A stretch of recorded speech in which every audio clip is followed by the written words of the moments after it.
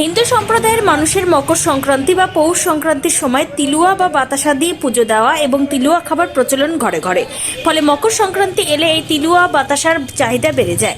মকর সংক্রান্তি তিলুয়া ও বাতাসা ছাড়া যেন সম্পূর্ণ হয় না, তাই ভারত ও বাংলাদেশের বিভিন্ন অঞ্চলে এটি তিল সংক্রান্তি নামেও পরিচিত।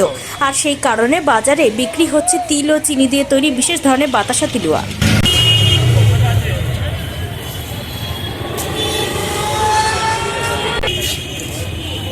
বলেন।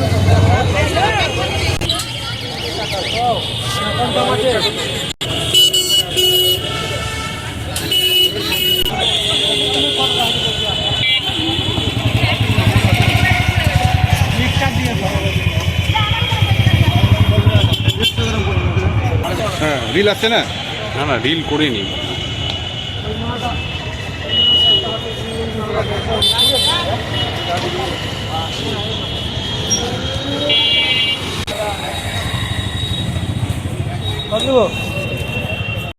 কি পূজা হয় তোদের? ওই কালকে সংক্রান্তি। হ্যাঁ, এটা প্রতি বছর লাগে না এই বছর প্রথম আছে? লাগে প্রতি বছরে। এটা কি করে মানে মূলত পুজো করে? পূজা করে, কি করবে? তারপরে নিজেরা খান তো নাকি? হ্যাঁ, এটা কি নিয়ম নাকি খাবার? নিয়ম আমাদের। নিয়ম। আপনার নাম? বাবু, তিলুয়া কি হয় এটা?